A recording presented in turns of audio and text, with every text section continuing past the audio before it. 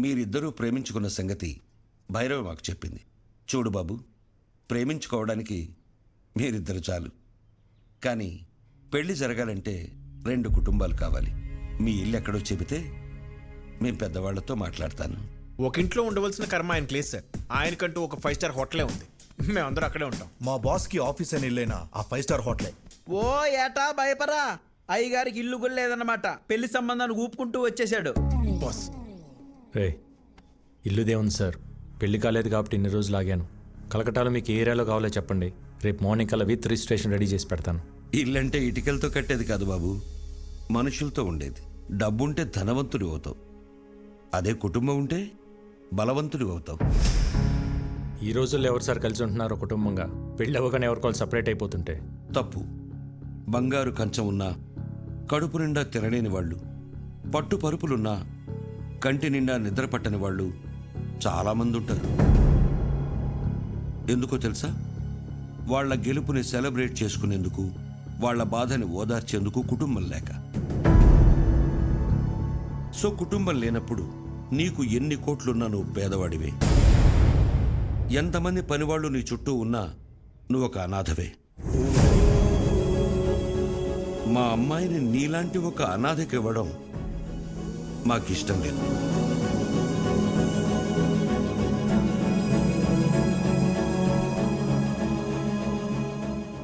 నేను అనాథని కాదు, నాకు ఫ్యామిలీ ఉంది. అవునా? ఫ్యామిలీ ఉంటే మరి ఎందుకు లేదని చెప్పావు? చిన్నప్పుడే గొడవ పడి ఇంట్లో నుంచి వచ్చేసాను. ఏ కుటుంబంలో గొడవలు లేవు? మేం కూడా గొడవలు పడతాం, మరు క్షణమే మళ్ళీ కలిసిపోతాం. ఆ మేము అనేది కుటుంబం. చూడు బాబు, రక్త సంబంధం విడిపోతుంది కానీ తెగిపోదు. మా అమ్మాయి మీ ఇంటికి రావాలంటే మేం మీ కుటుంబంతో మాట్లాడాలి. శుభేచ్ఛ. 14 ఏళ్ళు అయింది అన్న వదిలి వచ్చేసి. నేను కనపడగానే ఇన్నాళ్ళు ఎందుకు రాలేదురా అని అడిగితే తల దించుకోవడం తప్ప నా దగ్గర సమాధానం లేదు. మనకు అన్యాయం చేసిన వారిని కొడితేనే తప్పు అన్న అన్నయ్యకి నేను కలకత్తాలో ఏం చేసి ఎదిగానో ఎలా చెప్పగలను?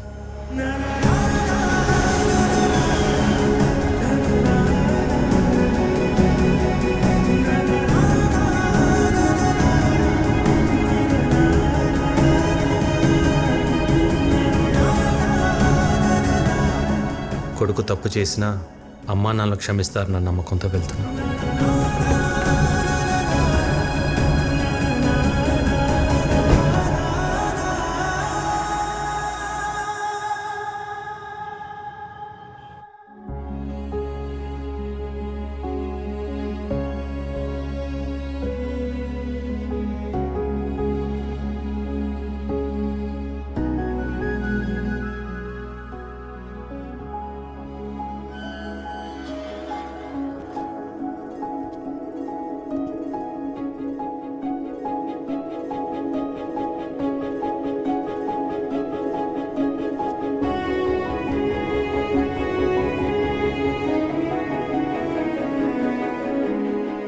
అన్నయ్య,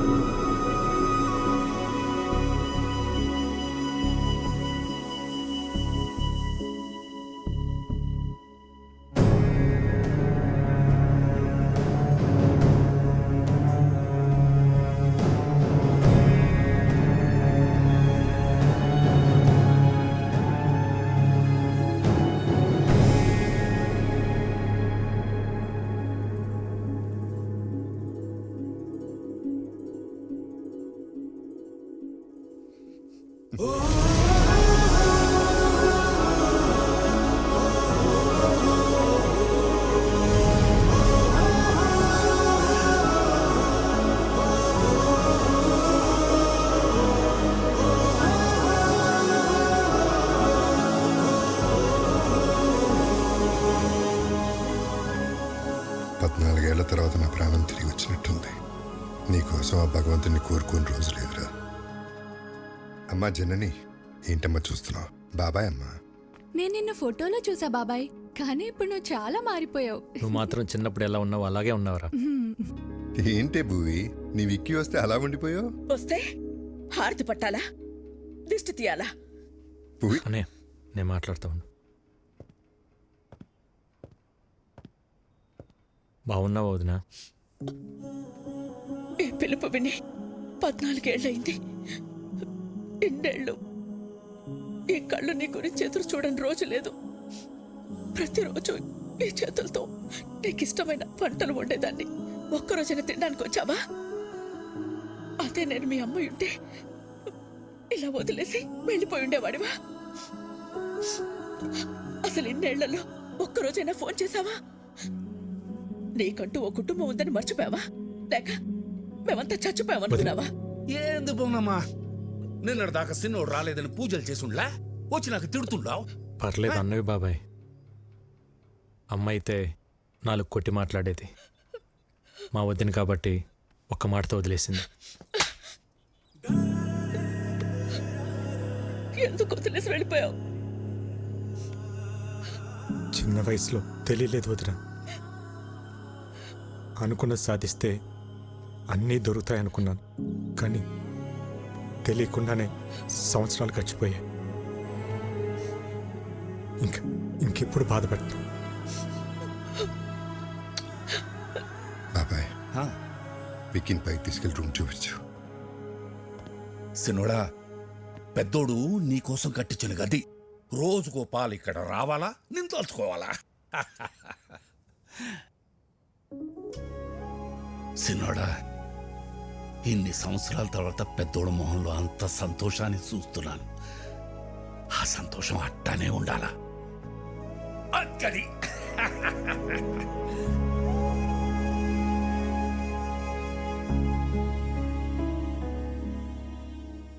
అన్నయ్య ప్రేమేంటో నాకు తెలిసింది, కానీ నేనేంటో అన్నయ్యకి తెలిస్తే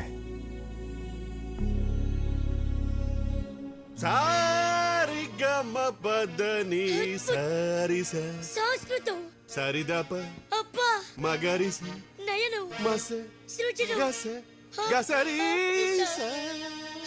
సరిదప మగరి సరి సరి సారి సమా. గురువు గారు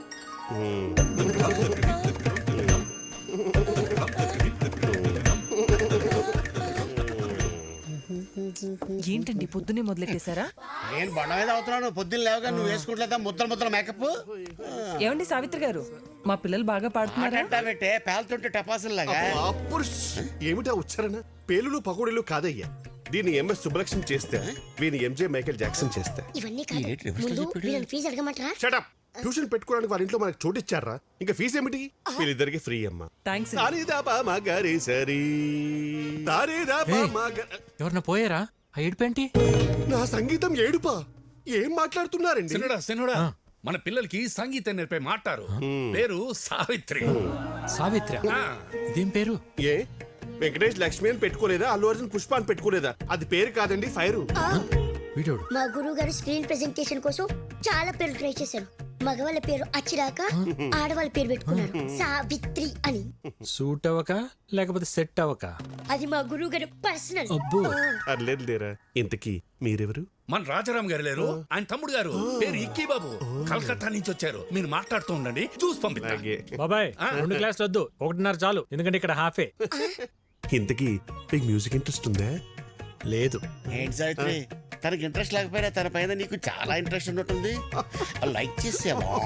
కోరుకోండి. అబ్బో, ఏంటో కొంతమందిని చూస్తుంటే నాలోని నవనాడులు నాడాలు కట్టుకుని మరీ నాట్యం చేస్తుంటాయి. మా గురువు గారి కంట్లో పడితే ఎవరైనా పిసక్కవలసిందే. ఇంతకీ మీరు ఫ్లూట్ వాయిస్తారా? తబలా వాయించడం వచ్చు, వాయించాననుకో పగిలిపోద్ది.